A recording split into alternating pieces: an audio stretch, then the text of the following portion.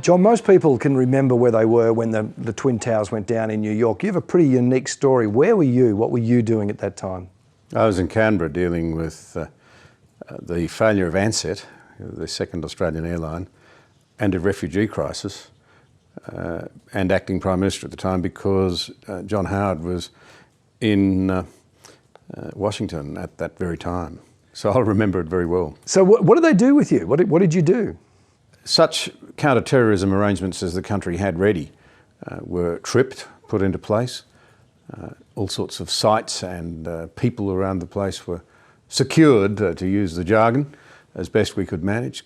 Parliament House was cordoned off. I had to work from my motel room because there was a real fear that it might have been the first of a series of rolling attacks and bombings and suicide missions around the world. And of course, none of us really knew just what it all might have meant. How did you feel? Like, how did you deal with that? Because there's a lot of pressure.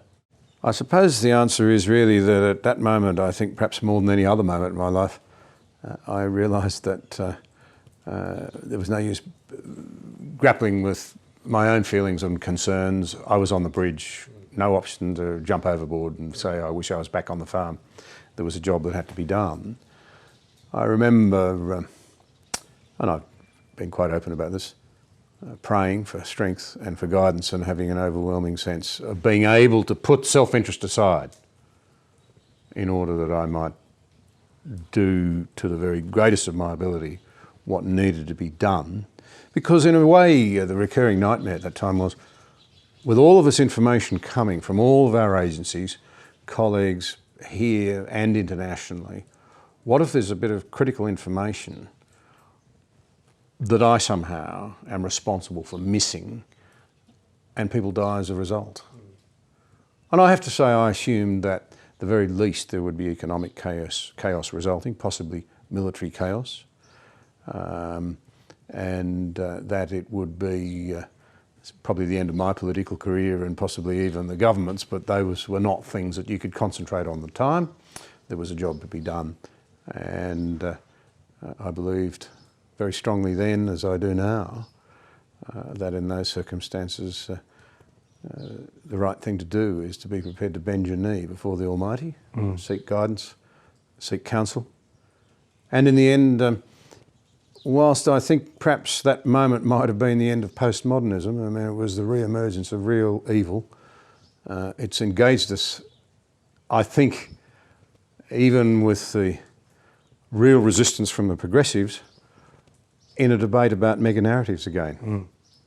I also think we may look back on it and say it really was a very serious moment for Western culture and civilisation. It exposed an awful lot of cracks, and they've only widened in many ways since. Going back, you spent a lot of time in politics, many years in politics. What drew you into politics? What was your motivation to get into politics? Well, it's a good question really, because I was a reluctant starter and wouldn't have seen myself as somebody who had a natural feel for it, apart from the fact that I've always been fascinated by the cut and thrust of debate, exchange over ideas, current affairs. Those things certainly interest me. And I do love people and like to try and have a positive impact on other people's lives. But the real answer, I suppose, is the catalyst was being asked to run and then finding to my great surprise that there was some support from people that I really respected who said, look, you know, you've got to have a go at this. Service matters. And it's interesting that that was the approach. So for you, it was about service? Yeah, well, it has to be, for me. You know, I think philosophically, if you say it's about self, you find yourself right at the very point where I think our culture is crumbling and where, in a sense, I seek to be countercultural. I'm afraid. I think our society was built by giants. We stand on their shoulders, and the best of them have been men and women who have not been consumed by pride, who have not bought into the modern line that it's all about you. It's interesting really that we live in a culture where from a very early age on our children are encouraged to believe they can have it all because it's about them. You see it in the advertising industry, buy this product, you deserve it, look after the most important person in the world, you. You know, the amazing thing about that is that when voters see politicians behaving like that, in other words, living out the very value system that we tend to promote to our children as being the right one, they're repulsed by it. They actually understand at that point, no, wait a minute, we actually think service should be about leadership should be about service. John, give me a bit of a picture about what you think is good political leadership. You just talked about service and serving, and you've worked with numbers of different leaders. What did you see that was important in leadership? You know, leadership really, I suppose, involves having a vision, where you want to go, where you think things need to be taken, being able to articulate it to others so that they understand what the vision is, and then having about you, one way or another, the qualities that will get others to work with you to achieve that vision. But that vision might be for good or for ill. That's the problem. And we can think of an Adolf Hitler. He had a horrific vision. He was certainly able to articulate enough of it, though, to be able to take people with him so that they were prepared to try and make that vision a reality. And so, you know, the antithesis of that, of course, is a traditional Christian model of leadership. You know, where the founder of Christianity was prepared to lay down his life for others, even if they weren't his friends. And so I've seen, you know, people on various spots along that continuum. But the ones that I've admired most, there are several things I think I would note about them. One is they know that they stand on the shoulders of giants, big men and women who have gone before them.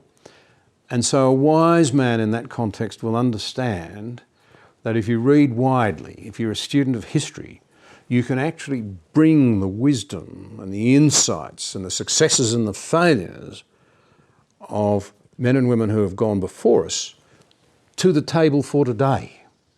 And if, you know, we live in an age when everyone's looking for leadership and who's going to lead us to a better place, and everything looks uncertain, and there's enormous depression and anxiety and disillusionment amongst young people about democracy itself.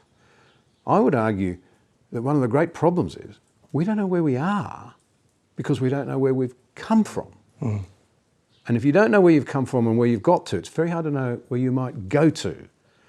And the terrible risk is, of course, that you'll fall victim to the old adage that those who don't know history are destined to repeat it. John, do you believe the teaching of Jesus and the Christian church, has that influenced Western democracies? Massively, foundationally. You know, the Chinese Academy of Social Sciences, as Jonathan Sachs from the House of Lords, Chief Rabbi of England, has pointed out, they established that in fact Christianity really lay at the heart of the rise of Western civilization. Isn't it amazing that you know, a communist regime in China can come to that conclusion when in the West we now have a whole lot of trite voices running around the place, really often not having a vague idea of you know, of what they're talking about, proclaiming that Christianity has been a negative force and held us back. In reality, of course, the radical heart of Christianity, where it crosses over into the public square realm, is the extraordinary idea that every individual has worth and dignity, that the poor, the weak, the oppressed, those of a different skin colour, whatever, it doesn't matter. You know, the king must respect the peasant, just as the peasant has to respect the king. That's radical. It lies at the heart of the idea of the rule of law, of the vote. As one American put it, we're so good we had to give ourselves the vote, we're so bad we had to give ourselves a vote, reflecting our dual personality, created in the dignity of God, flawed by our own selfishness and our own desire to do things our own way. How do we balance the two out? The Western genius has been defined that in democracy and in the vote. But you can go much further than that. Our Western social conscience, I would argue, derives from the Christian movement to free the slaves. We rightly regard slavery as abhorrent today. But at the time that Australia was settled, which isn't very long ago in the scheme of human affairs, the American academic Hochschild argues that 3/4 of the world's population were either serfs or slaves. That's staggering to us. They had no economic or political or personal freedom. The whole idea of slavery, though, was tackled by the Christians in that great movement in the revival times when there were many, many Christians in public life, and the greatest human rights movement of all times evolved. So it's been massively influenced, and an extraordinary amount of what we now take for granted in terms of the way we view others, the way we think that the less fortunate and so forth have to be looked after and so forth, they have their genesis in the unique idea that derives from the Bible that we should treat our neighbour as ourselves. What other culture, what other creed has taken it forward in the way that the Christian West did? Not saying the Christian West's perfect, far from it. It's had some appalling moments of terrible slip-ups. But on balance, what sort of society do most people in the world want to live in today? It's the Western capitalist democracies. They either want to move there or they want a model like that in their own homeland. What an irony that, we live in an age when our own academics, our own intellectual, our own intelligentsias, those who dominate the debate in the public square, want to rubbish and demolish and introduce and encourage us to self-loathe our own achievements. And that which we don't understand, that which we pervert, that which we distort, we're in danger of destroying. Our children and our grandchildren will not thank us for it. I actually want to go back to the leadership question, John. You were at the kind of peak of Australian politics, which has a lot of power and a lot of prestige. And how did you stay grounded in that period of time? How did you stay a grounded person? How did that not go to your head or your personality? Well, it's kind of you to assume that it didn't. I think philosophically I had a deep commitment to the view that I have no special standing before God that other human beings don't have. In one sense, you see, if I'm fortunate enough to have some talents or gifts or whatever that equip me for that role, that's not to my credit. It's to be used wisely for others. If there are others who don't have those abilities, I have no grounds for despising them or condemning them or for looking down on them. But there are a lot of practical lessons that you learn as well going through life. I remember working as a mechanics labourer when I was a university student and realising that one of the young fellows that I was assigned to work with by the boss, if he'd had my educational opportunities in life, he'd have been a brain surgeon. It was a humbling experience and I never forgot it. Stood me in good stead. In the words of a pretty silly little song I once heard, be kind to the little guy on your way up or you'll meet him on your way down. So there was a kind of perspective in working with that guy who was a mechanic who you thought the guy's incredibly intelligent. I just realised that he had talents and skills latent that hadn't been drawn out. Put into perspective, I suppose, the opportunities that I'd had and made me realise that I'd been fortunate, but I couldn't take credit for it. Did you see humility and the concept or the virtue of humility much in just politics in general, in leadership in general? Well, I think what I would say is that the leaders that I knew and admired most knew at least the importance of keeping hubris in check. They understood it was important. The degree to which they succeeded in that, well, I don't know. I think all men grapple with pride to some extent. Some are better at hiding it than others. But it does lie at the heart of nearly every human problem that I can think of, if not every one of them. And I think it was Lewis who said the problem with pride is it prevents us from looking up to an exterior reference point, an external reference point, or God, and it makes us look down on other people so we don't see them as fully worthy human beings, on our own level. And, there's an awful lot of the world's ills that can be traced, I think, to the problem of pride. So philosophically, I've always had a view that, it's something you want to try and work on. The problem with it is that the minute you think you're making progress, you know you're not. I want to go to that whole question of church and state, and there's a lot of talk about separation of church and state. As somebody that was involved in politics but with a faith background, what do you think that means, separation of church and state? I think it means that the institutions, if I can put it that way, should be separate. I don't think the church should ever have temporal power, but that's not to say that individuals from the church shouldn't have an opportunity to participate in the public square. In fact, I'm absolutely 100% convinced that our society would have been infinitely the poorer, because these are not new debates. William Wilberforce, who really headed up the greatest human rights movement of all times, was subject to people like Lord Melbourne scoffing. Things have come to a pretty pass when religion's allowed into the public debate. Well, imagine how much poorer we would have been if there hadn't been the anti-slavery movement, if there hadn't been the attempt to force the British East India Company, highly successful attempt to force them to behave in India and to start to educate people, set up schools and teach them how to run a country and oppose evils like the burning of widows.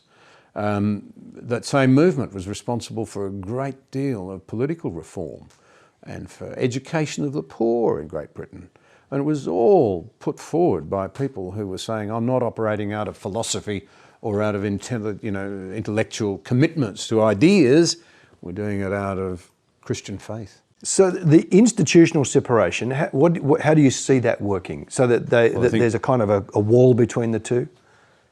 Look, in the sense that I don't believe it's appropriate for there to be such things as state churches, or for churches to have positions reserved for them in politics that alone for churches to run societies. I actually believe that the mission of the true church is higher anyway. The founder of Christianity himself eschewed politics. He made it very plain that he was not going to live by the sword. And in fact, one of the tests, I think, of true Christian behaviour is that violence is never used to defend Jesus Christ or the Christian faith, ever. It may be used to oppose evil. That's a different thing. The case for legitimate and what was quaintly called once, I think, holy wars, although they've been abused as well. But something's seriously wrong if somebody is exercising violence in the name of Jesus Christ in defence of the faith. I believe, in a sense, you see, that civilizations come and civilizations go, they rise, they fall, but eternal truths remain forever. Where you've kind of touched on this a little bit, but in the teaching of Jesus, in the teaching of Jesus in the Bible, and those things that some people say, look, that's religious, that should be outside of politics. Where are the places that you've seen it where it steps into politics in a really positive sense and has a deeply influential action into the political realm? Well, in history, they're everywhere. Whether it was the whole anti-slavery movement, the really serious engagement in international evils like the burning of widows right across the Indian subcontinent, whether it was picking up the idea of educating the poor. I mean, it was Christians who insisted to the Scottish Parliament as early as 1695 that all children should have an education. It was Christians who set up the schools that the governments eventually took over. So that's history. But even today, just to draw one of those out, I remember back after I'd stepped down as Deputy PM, it was the Christians who were agitating that we take seriously again the horrific issue of slavery that hasn't been killed off. We thought it had, but it hasn't. We now know there's somewhere between 20 and 30 million in slavery, much of it sex slavery, around the world. That is horrendous. Now, as a proportion of the global population, it's a fraction of what it was once because of the work that Christians have done. But we haven't killed it off completely. And so you find Christians at the forefront of that movement again. There are others who are not Christian, just as there were others drawn into it in the 17th and 18th century. But, much of that work is being spearheaded, again, by people of faith. We see the kind of really positive side of democracy, and I think Western democracies has a very positive way of influencing life across the world. What do you think needs to be in a community for democracy to stand as a robust, positive democracy? Humility. The humility that says my neighbour does matter and I should treat them as I would choose to be treated. The idea that we can all be, kings unto ourselves, we can all have complete freedom to behave absolutely as we choose, that's not freedom. That's the law of the jungle.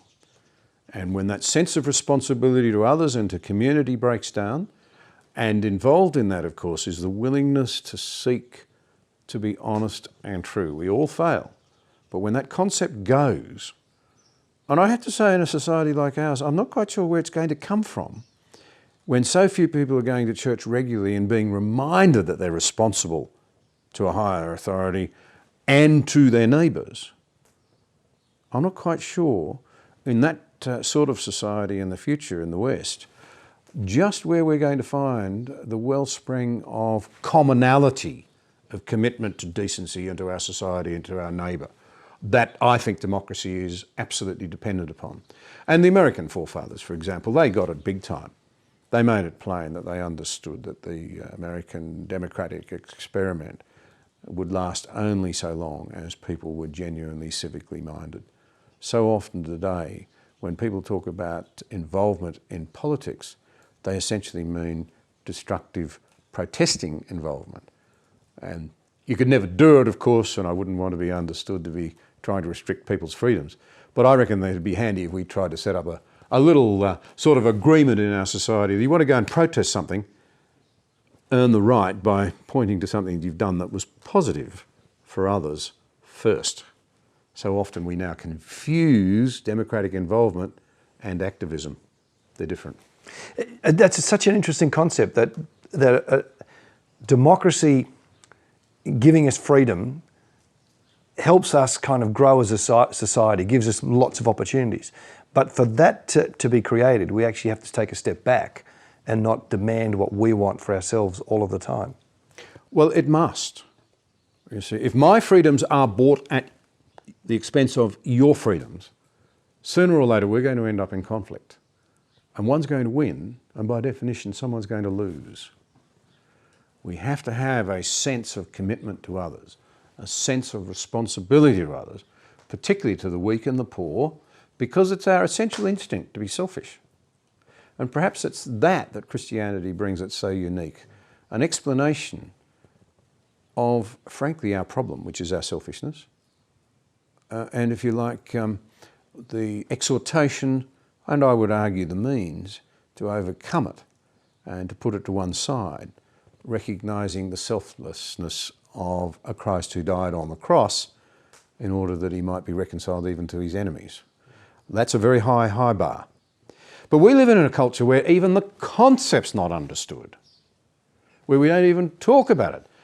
So you see, we're rapidly getting to a point where people are so biblically illiterate and so historically illiterate that they can't understand our own culture. And we're having to rely on people like the Chinese Academy of Social Sciences, reporting to the atheists in Beijing, to understand the origins of our own society. That's extraordinary. And I would argue it's very dangerous.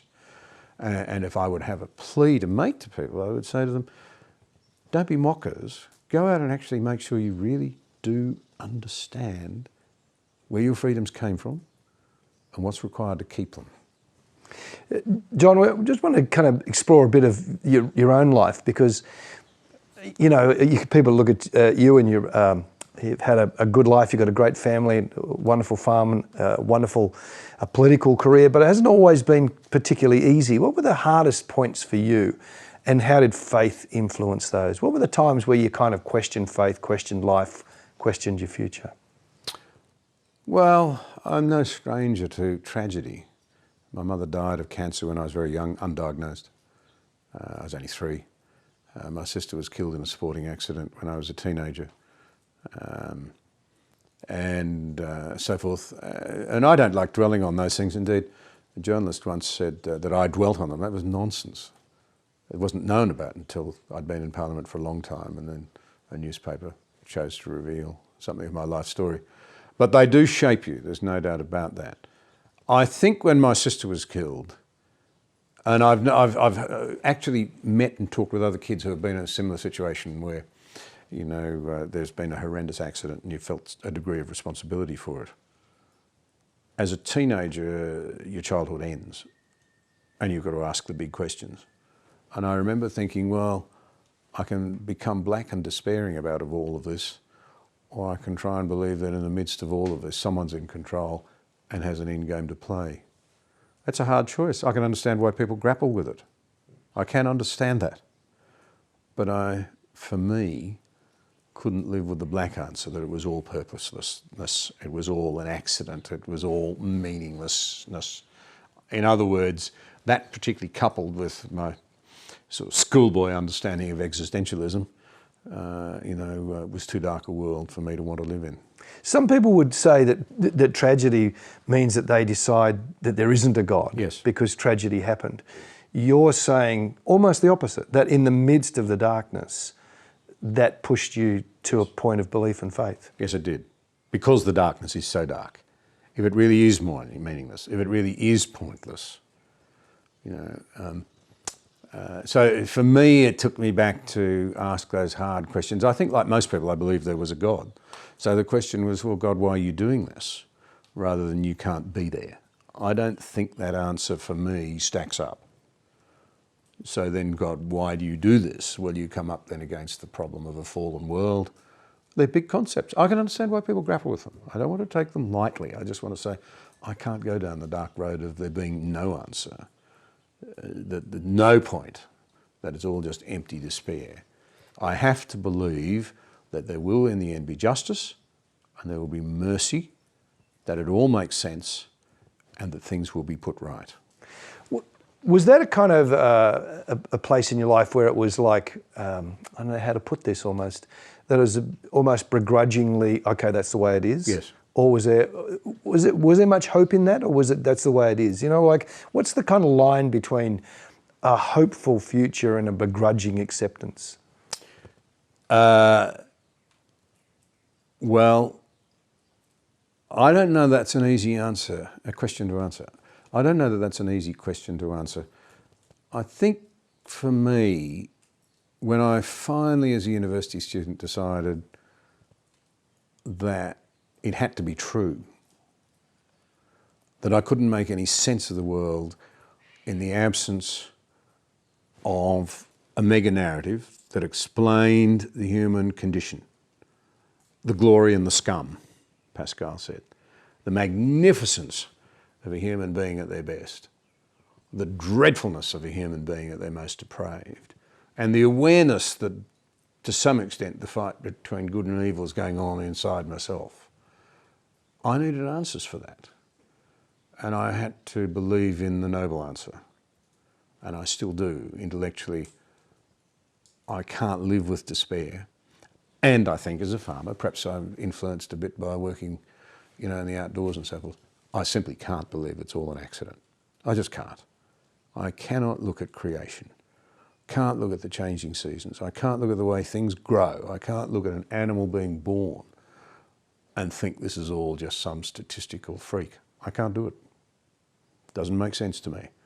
So I'm with Timothy Keller. Christianity is both intellectually understandable and existentially satisfying. The alternatives to me are frankly pretty bleak. Eat, drink and be merry, for tomorrow you die. Well, we now know there's a lot of older men committing suicide. They live their lives, they eat, they drink, they're merry in a wealthy and prosperous society, and a few years before it's all over, they realise how empty it really is. When I look at the magnificence of the human spirit at its best, I can't believe it was meant to be empty. I can't believe it was meant to be pointless and directionless. So John, this series is called Jesus the Game Changer. How, for you, is Jesus the game changer? Well, I think for me, he's the game changer in the same way as I think he has been the game changer when societies have been influenced by an understanding of who he is. And in that sense, you see, it's at the point of the cross that perfect justice and perfect love meet. And I don't think you can have love without justice because it's meaningless. And I don't think you can have justice without love because it'll never be just. And so the answer to the human conundrum, the problem of good and evil and who am I and how do I make sense of it, it's found in Jesus Christ.